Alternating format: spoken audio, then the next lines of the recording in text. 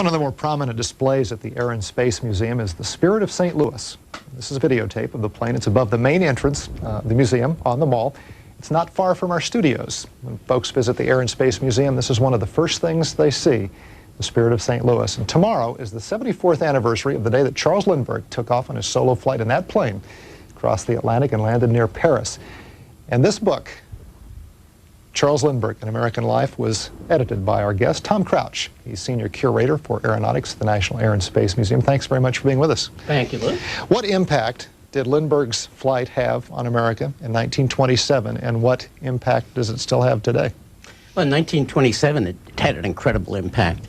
I think when you look back over the history of the 20th century, it's tough to find many Americans who have been as famous, as celebrated as Charles Lindbergh was.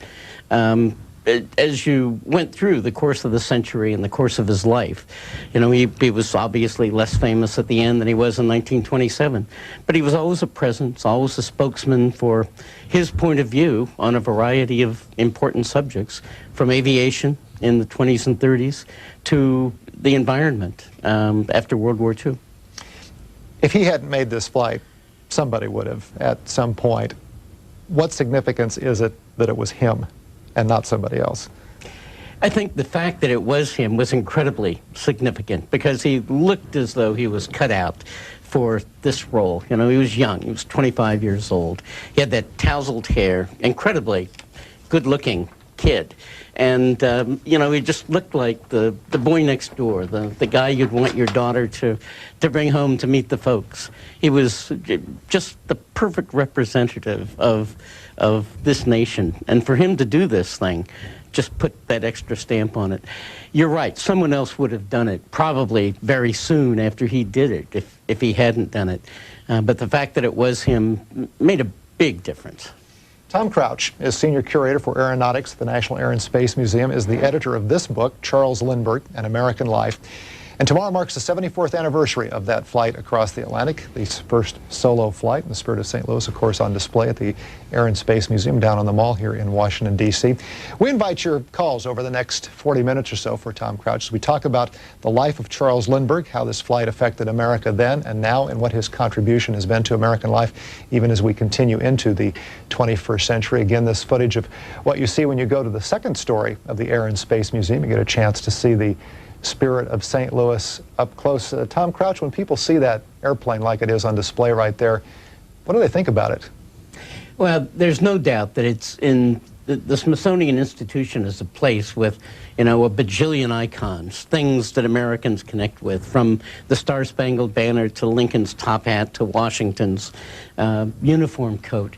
But there can't be any doubt that the Spirit of St. Louis is one of those objects in the Smithsonian that people, even now, 74 years after the flight, connect with. It just still has that power, I think. Explain what was happening in 1927 in society, but also in his life that I mean, actually led to this event. After all of us know, I think, that the 1920s was the great age of celebrity. It was the first age of the movie star. I mean, people like Mary Pickford and Charlie Chaplin and Douglas Fairbanks. It was the age of the sports hero, Red Grange, Babe Ruth. Here comes this, again, young kid who isn't doing something on a ball diamond or on the silver screen. This is real life. He can lose his life doing what he's doing. This is something that not everybody can do. It's clearly a very extraordinary sort of thing. So he just, you know, coming at that moment when Americans were sort of captivated by the notion of celebrity and heroism, he just sort of was the capstone of that era. Just sort of the perfect example of young American manhood. Tom Crouch with us until the top of the hour, a little less than 40 minutes. The book he edited is Charles Lindbergh, An American Life, and one of the more recent books, number of books about Charles Lindbergh, but a more recent book is this Pulitzer Prize-winning book. This is the cover up. This is by A. Scott Berg, called Lindbergh. We'll be talking about Charles Lindbergh for the rest of our program this morning. Albuquerque, New Mexico. Good morning. Yes, good morning. Thank you, C-SPAN. I'd like to take exception to the characterization of Mr. Lindbergh as the boy next door.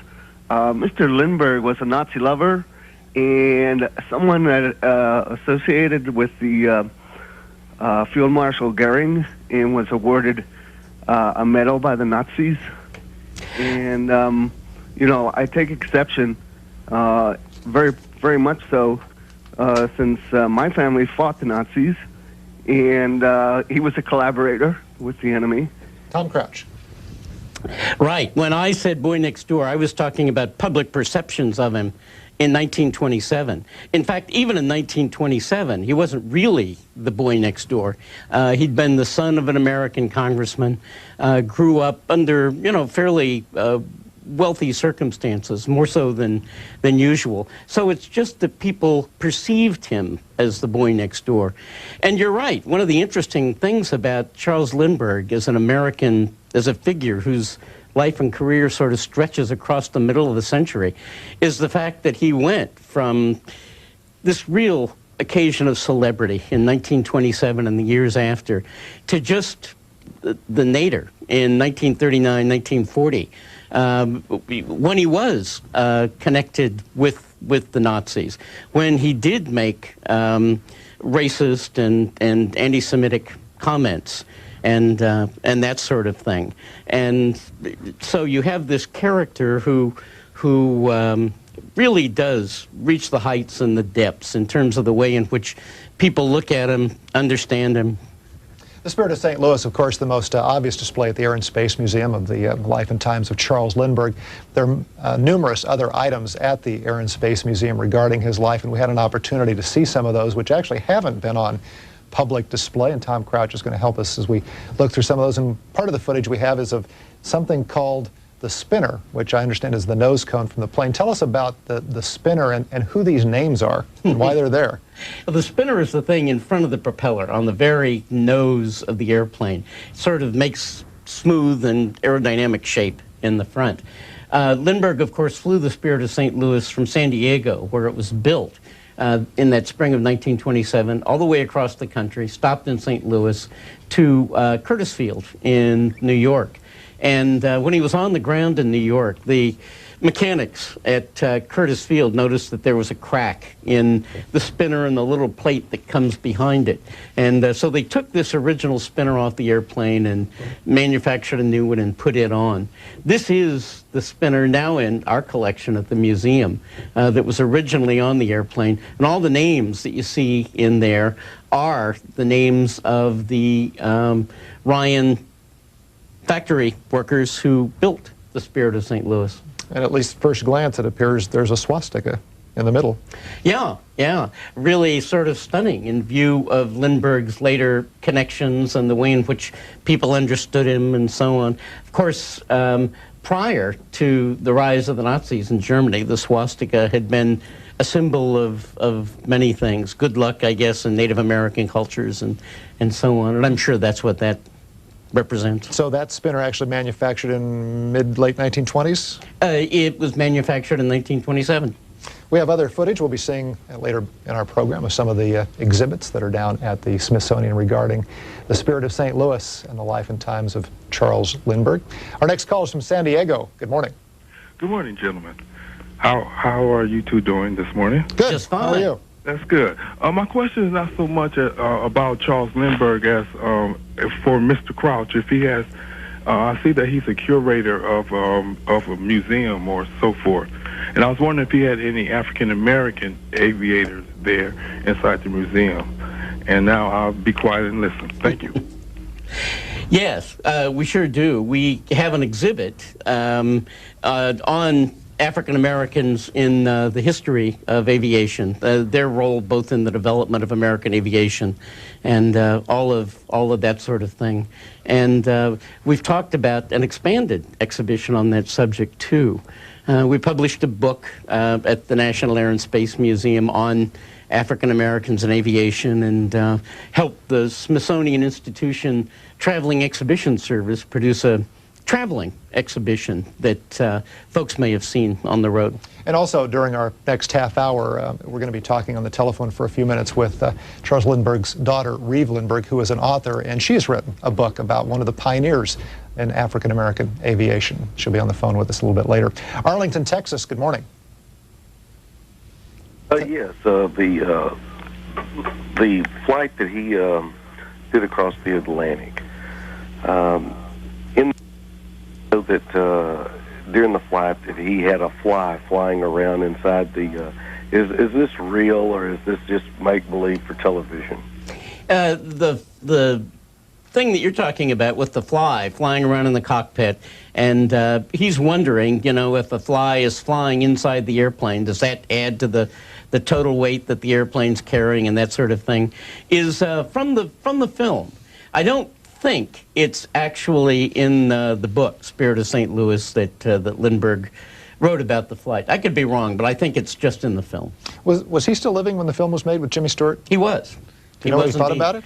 And played some role in it, not much, I don't think. He actually flew with a pilot named Frank Tallman, who was doing the flying for the movie. He actually flew in their replica Spirit of St. Louis and that kind of thing. So one of the photographs that's included in the book that Tom Crouch edited on Charles Lindbergh, An American Life, is this. Early on the morning of May 20th, the Spirit was towed from Curtis to Roosevelt Field, where the gas tanks were topped off in preparation for the takeoff, again 74 years ago tomorrow. Walnut Ridge, Arkansas, good morning. There's Arkansas, good morning. Good morning. I wanted to correct a statement that was just made. Lindbergh was not a Nazi lover. He loved his country, America, and he didn't want us to get involved in a war in Europe. And he was proved right. What that war did was turn half of Europe over to the communists. And they lived under deplorable conditions. They persecuted Christians. Lindbergh was right. We should have stayed out of that war. We had no business in Europe. Thanks very much. Tom Crouch? I don't think he was a Nazi lover at all. I think it was the sort of comments that he had made during the America First movement, when a great many Americans argued that this country should remain isolated from World War II, that folks regarded as anti-Semitic or even racist. And he had visited Germany and accepted a medal from the Germans, which sort of surprised him, but he had accepted it. And that worked against him as well. So in 1939, 1940, he was just an incredibly controversial figure. Most recent book about Charles Lindbergh is this, by A. Scott Berg, Pulitzer Prize-winning book. This is the cover of the book. And on the inside, the numerous photographs, is this photograph from 1968 of Charles Lindbergh giving away in marriage his youngest child, Reeve. And Reeve Lindbergh is on the phone with us now. Good morning. Hi there. Thanks for joining us. Tell us a little bit, if you would, the most vivid memories you have of your parents. I remember my parents as extremely vivid, and grew up with them. I knew them for 30 years, and she for 50. 55 actually. She died earlier this spring. And I thought they represented America in the 20th century very, very much, both of them, with the triumphs and the tragedies and the controversies. And I think that everything that people look to them for or think about them really represents America, right down to the period, all of that. So I'm glad to hear the comments. I think that's a very crucial part of their history and very interesting, but it's really about America. What do you think their lives then and legacy are to us, as you mentioned, the 20th century, as we enter the 21st? Mm-hmm. I think it's a legacy. I always say it's a legacy of words and wings. And I also think it is a way for us to go into the future. I use this legacy. I'm a children's author. I was just down at the Air and Space Museum for a program about Bessie Coleman, right, who was first licensed African-American aviator in the world. And I was inspired by my parents to take a look at the other people who weren't so famous, and they are absolutely wonderful. Actually, one of our early callers asked about writing about the early pioneers of African-American aviation. You've written about Bessie Coleman. Tell us about her contributions. Well, Bessie Coleman was born at a time when women couldn't vote, and if you were African-American, you basically couldn't do anything. And what she did, she was born in 1892, she died in 1926, a year before my father flew the ocean, and she basically just said, hey, I'm going to do this. And she did.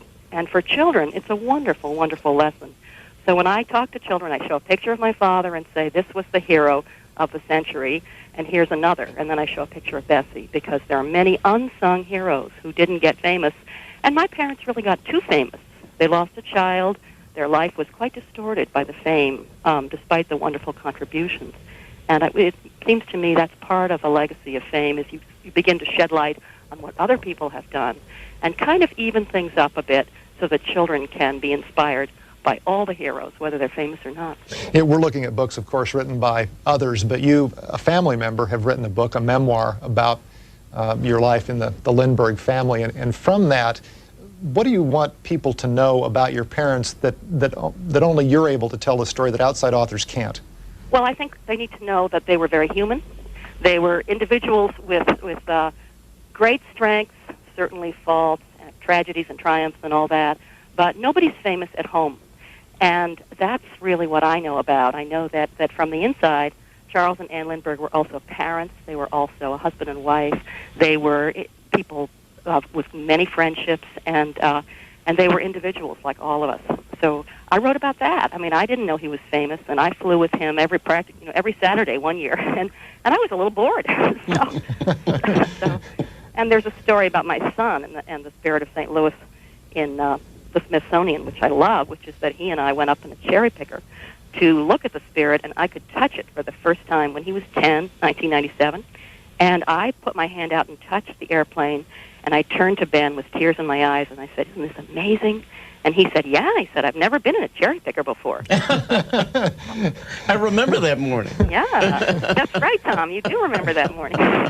We of course, have asked you for a few minutes of your time, and thank you for joining us, but to ask about your views on this. But tell us a little bit more about Ben and how he sees his grandfather. Well, he was just there. He was just there, and I want to thank all the Air and Space guys and ladies and everybody, all the people there for helping with this 8th grade class trip. He's interested, but I think for him, I mean, he is a person of the 21st century, and he takes very much for granted all that happened before. So, and I think that's terrific. I think the kids should go forward and think about the next century and what they're going to do, and not get too overwhelmed by what went before, but be proud of it. I think we need to be proud of it, and I think we need to be conscious that this is a wonderful history, has many implications for better and for worse, and then we go on. Reeve Lindbergh, also an author. What else are you working on these days? I'm working on a wonderful book called The Awful Aardvarks All Over America, and that's for very young children, and I write rhyming books about these crazy animals, and they are, if anybody has suggestions, just let me know. I need the aardvarks to do wonderful American things. Reeve Lindbergh, the daughter of Charles Lindbergh. Thank you very much for a few minutes for us this morning. Thank you. Joining us on the phone from Vermont this morning. Again, the book by A. Scott Berg, Lindbergh, Pulitzer Prize-winning book. And our guest edited this book, Charles Lindbergh, An American Life. And our guest, Tom Crouch of the National Air and Space Museum, is Senior Curator for Aeronautics, with us till the top of the hour, about another 25 minutes. Some observations about what Reeve Lindbergh had to say?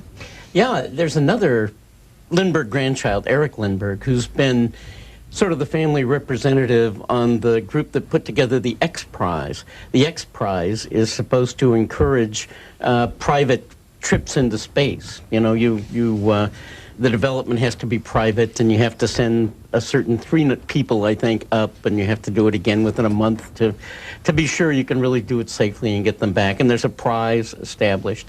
And of course, he argues, that this X Prize business is something like the Orteig Prize that his grandfather won when he flew the Atlantic in 1927. And when he won that prize, there was money? How much? $25,000, yeah. Raymond Orteig was a hotelier who was born in Paris and ran hotels in New York. So he thought he would establish this prize to link his 2 cities. And he did it in 1919 with a 5-year time limit. And of course, nobody did it in those 5 years. So he renewed it. And Charles Lindbergh was the man who won the prize. And we have, in one of our graphics, a picture of the check that Charles Lindbergh won, the $25,000 prize. That's it. It resides in the safe in the aeronautics department these days. I mentioned earlier about some of the footage that we have of some of the things you have down there that haven't been on public display. How many things do you have related to Charles Lindbergh? Oh, quite a few. Most of them are usually on display with a Lockheed Sirius that Charles and Anne Lindbergh flew on a number of great flights in the 1930s. But that part of the museum is sort of walled off. They're working on it now. So we have a lot of that material up under lock and key, and that's where your crew came to shoot it the other day. Thanks for letting us in. Reeve Lindbergh mentioned the fact that the Lindberghs had lost a child. This is the wanted poster that was issued back in 1932 for information on the whereabouts of Charles A. Lindbergh, Jr. of Hopewell, New Jersey. As you can see, son of Colonel Charles Lindbergh, world-famous aviator. Tell us about what's known now as the kidnapping of the Lindbergh baby. The Lindberghs were never able to escape the public view, at least not before World War II. Whatever they were doing, it was on the front pages of the newspapers.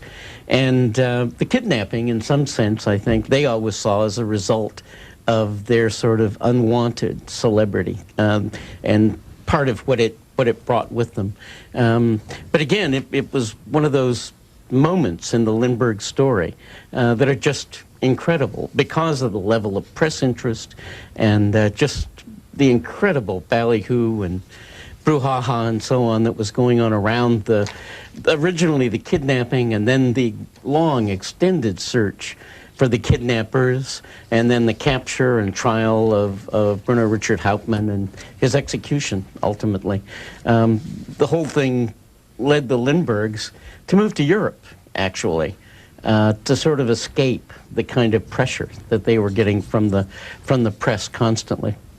Tom Crouch, Senior Curator for Aeronautics at the National Air and Space Museum, with us until the top of the hour. Quimby, Virginia, good morning. Good morning. I have a good friend who's an engineer who commented on Lindbergh's aircraft engine. As we recall, the trip took about 33 hours, and in the aircraft engines of the 1920s, basically would not run that long, according to my friend, without a major overhaul. So they basically wouldn't run long enough to make it across the ocean. The Wright people had an engine that they basically would guarantee would run for 40 hours. And Lindbergh figured that was, of course, long enough for the trip. So, not to detract from anything else Lindbergh accomplished, my friend indicates that the engine he used was a critical factor in making the trip. Thank you. Thank you very much. Thank you. Yeah, there's no doubt about that. The engine, of course, was a Wright Whirlwind, and it was the great engine of the era. Lindbergh wasn't the first guy to fly with one on his airplane. Richard Byrd, in fact, had flown to the North Pole and back the year before with Wright Whirlwinds. But in terms of Lindbergh's flight across the Atlantic in May of 1927, there just can't be any doubt that the engine was the cornerstone of that airplane, of his success. We talked earlier about the kidnapping in the Scott Berg book, Lindbergh. One of the photographs from UPI in the Corbis Bedeman files is Lindbergh on the stand. And the cut line of this says, once he testified, his attorney said afterward, the trial was over. That's him on the stand on the left, upper left of this photograph. Alexandria, Virginia, good morning. Alexandria? Good morning. Hi there. Hi. I just wanted to ask Charles Lindbergh if actually what I wanted to know was about Russian people during this time. You mean when he made his flight? Exactly. Mm-hmm. Yeah. He, when they were in Europe, he made a number of long-distance flights, one of which was to Russia. It was a country that he wasn't terribly comfortable with, but he went there. In fact, I think he flew a Miles Mohawk that he was operating at the time. You mentioned earlier the criticism he received in the late 1930s leading up to the war, but the war started. He did want to fly, but what happened? Going all the way back to 1934, when he was involved in a dispute over the airmail and the airlines for which he was working with President Roosevelt, he and Roosevelt began to develop very bitter feelings. And of course, in 1940, with the America First movement, Roosevelt had just turned against him completely. And Lindbergh's patriotism and that sort of thing were questioned, and Lindbergh had resigned his commission in the Air Corps Reserve. And once the war began, of course, he did want to serve. He wanted to get back in. And Roosevelt simply wouldn't have it. Lindbergh spent the early part of the war as a consultant to a number of aircraft companies, engine companies, and that kind of thing. He got into the South Pacific, ultimately, and he simply showed up in the South Pacific and worked himself into a situation where he began to fly combat missions. He had originally gone out to try to help younger pilots understand fuel control and that sort of thing, to increase the range that they could get out of their airplanes. And again, he stayed and flew the normal tour of combat missions, shot at least one Japanese airplane down. Most of the missions that they were involved in those days were strafing ships and islands and so on and so forth. But it was really extraordinary. This guy who was in his 40s, twice the age of many of the younger pilots that he was dealing with, and able to not only keep up with them, but sort of outfly them. And they loved it. They had a great time flying with this most famous aviator of the century. There was early on when he began flying with them, there was a moment that one of them loved to tell about. He was apparently a little slow getting his wheels up after takeoff. And so after they'd taken off and he was a little slow this time, the flight commander radioed to him, Lindbergh, get your wheels up. You think you're flying the Spirit of St. Louis? We have some other footage from Air and Space. We're going to look in just a minute at some of the maps he used. We'll take a phone call first and then have Tom Crouch tell us about the maps. But before that, Oklahoma City. Good morning. Hello, Mr. Crouch. Good morning. There were two observations that struck me. The initial one was the spinner. Yeah. And just to corroborate what you had indicated, that was a counterclockwise facing swastika, which was the Indian good luck symbol long before the Nazis had come on the scene with their mirror image thereof. Right. And the more important feature, which you just touched on while I was waiting, specifically the animosity that Roosevelt had toward Lindbergh. Just one further observation on that point. If you start reading Roosevelt's conversations and correspondences, it becomes quickly apparent that he had already decided, 1939 or even before, that the United States would go to war against Nazi Germany. That was his agenda, as demonstrated by a book that you may already know of called Day of Deceit. That has to do with the Pearl Harbor raid and Washington's foreknowledge of it, thanks to the code breaking, which had been kept secret for many years. We had gone much further in that regard. And since you are an air historian, if you're not familiar with that one, I would commend that one to your attention, since it centers on Pearl Harbor. Thanks for the call. Well, again, Roosevelt and Lindbergh had a long and unhappy history with one another. Interesting, these two men who arguably were the most famous individual Americans of their time. From one of the photographs of the book that Tom Crouch edited on Charles Lindbergh and American life is this, in his early days in a two-seater biplane. You mentioned our crew being able to shoot some of the objects that you have that aren't generally on public display, including some of the maps and the South American trip that he took that we'll be seeing right now. What's the significance of these maps? Well, this is a map that he carried with him in the Spirit of St. Louis when he made a trip through Latin America from very late 1927 into early 1928. Interestingly enough, it was on this trip that he met Anne Morrow, whom he was to marry, of course. Her father, Dwight Morrow, was the American ambassador to Mexico at the time, and they met when Lindbergh was in Mexico City. But specifically, the interesting thing about this map is that it shows the area around Cuba, and late in his flight, when he was coming back to the United States.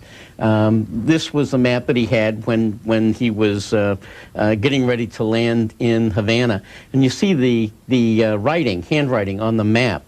When you read this, what you realize is that the Spirit of St. Louis has arrived over the airport a little before he's supposed to land. And since there's going to be a big ceremony and he has plenty of fuel, he wants to circle so he can land at the correct time.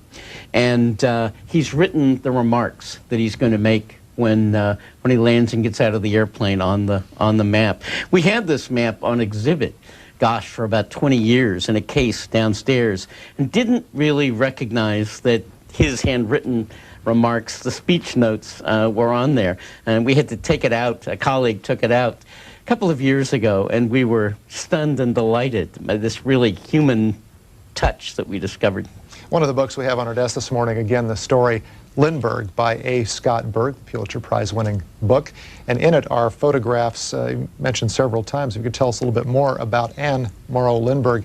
Two of the photographs, one is Anne Lindbergh photographed in Nanking. It says became Charles's co-pilot, navigator, and radio operator. That a close-up of her. It's not dated. And then next to that is a picture of them together. The book says they became the first couple of the skies.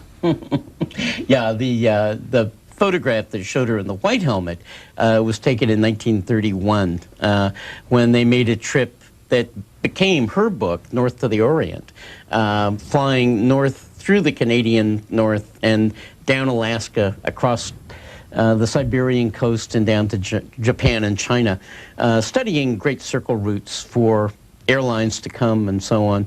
2 years later, they flew around the Atlantic basin, across the North Atlantic, down the European and African coast, and back up the South Atlantic coast. Again, scouting air routes and making those sorts of studies for the airlines that were to come. Lindbergh, during these years, was always closely connected to civil aeronautics. TWA, what became TWA, was the Lindbergh line. That was one of their selling points. He was a key advisor to TWA and to Pan Am as well. Juan Terry Tripp's chosen instrument, sort of American aerial policy abroad, and Lindbergh was one of the leaders of Pan Am, and it was sort of for Pan Am that he undertook the Atlantic trip. And Anne Morrow Lindbergh wrote a book about that trip too, Listen the Wind. You mentioned several times about this, the late 20s, early 30s being that the first time we saw the media stars, superstars of their times. If you could again tell us what impact them being the new media stars had on America. It had their image had an enormous impact on America. They were always in the newspapers, and every time you saw them, they were like the pictures that you just showed. They were in flying togs and helmets and goggles and that sort of thing. Anne Morrow Lindbergh became a symbol of the air age really quite as much as her husband did, and that was important. She was an extraordinary woman who went through the same sort of cycles of popularity and unpopularity as her husband did. These photographs we've been looking at the last few moments from the book Lindbergh by A. Scott Berg. Chapel Hill, North Carolina. Good morning. Good morning. I want to thank you for C-SPAN first.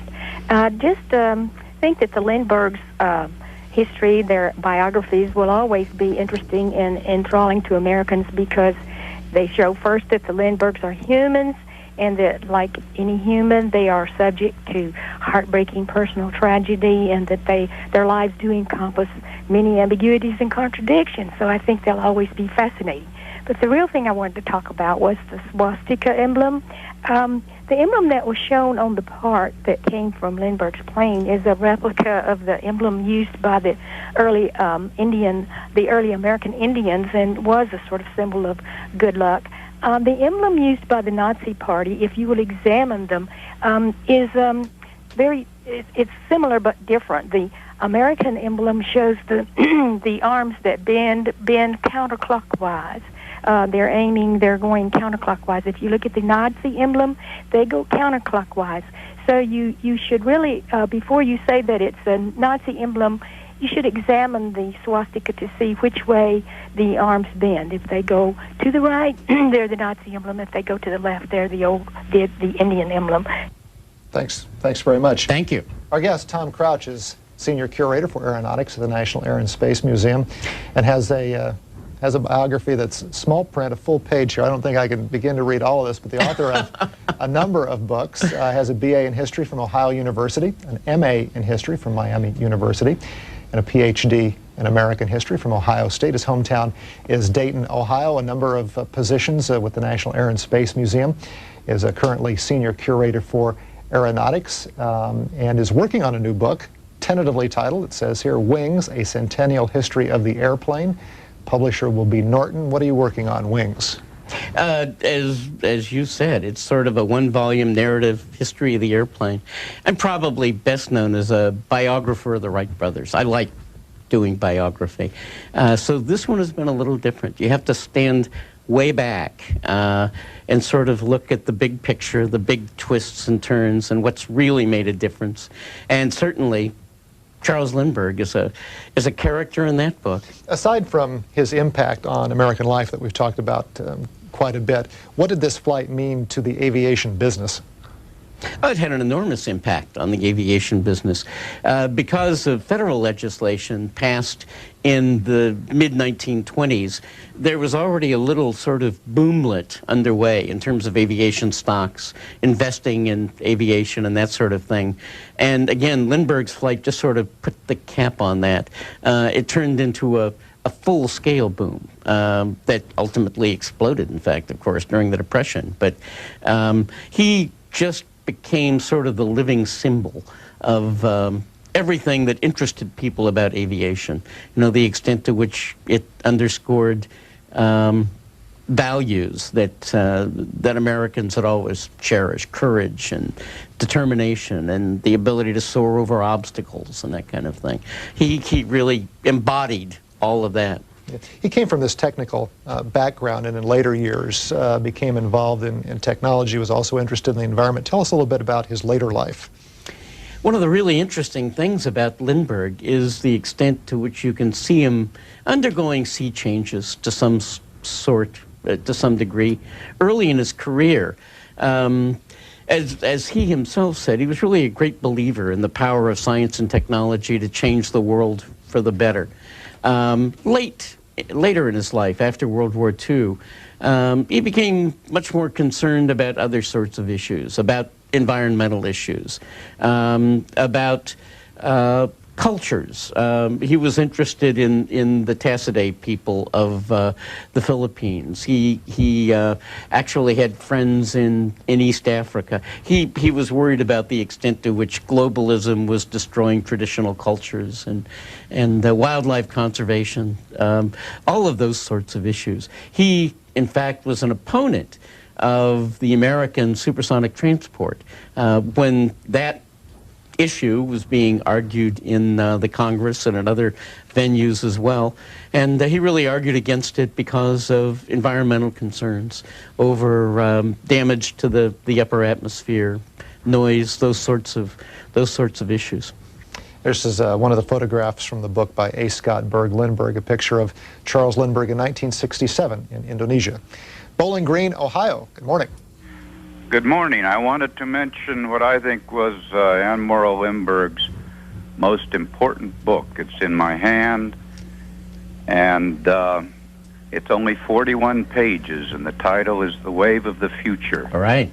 It always sits on the coffee table here, and the other day, I happen to have young children, 16 and 14, very revolutionary-minded, and they picked it up, and they thought it was current literature. I hope one of the Lindberghs is still watching the show and can hear that.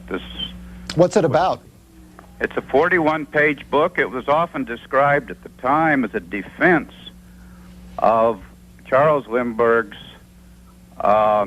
isolationist views, and it's really partly that, but it's much more a forward-looking essay on saying that the way to a better world is through remaining peaceful, not engaging in a European war. And there's things to be criticized here, but mostly it's a very heartfelt book from Mrs. Lindbergh, and I hope it stays always in print. It can still be found in used bookstores. Tom Crouch. Yeah, of course, Mrs. Lindbergh was as heavily criticized for The Wave of the Future as her husband was for speeches that he had made, the Des Moines speech, or articles that he had written for the Reader's Digest and other publications, because in The Wave of the Future, as people read it, they seemed perhaps to understand that she thought democracy, far from being the wave of the future, was losing ground, was a dying approach. And in fact, she seems to have been suggesting that the wave of the future is something very different indeed, something represented by totalitarian regimes. Another photograph in the A. Scott Berg book called Lindbergh is this. President Johnson and Vice President Humphrey. Looking on is Charles Lindbergh on the right side of the photograph, signing autographs in 1968 for the Apollo astronauts at the White House. San Diego, good morning. Home of where the Spirit of St. Louis was built. Indeed. As I understand it, the Atlantic had been crossed many times by the air, and that Lindbergh was the first person to do it solo. Right. So why was it such a big deal?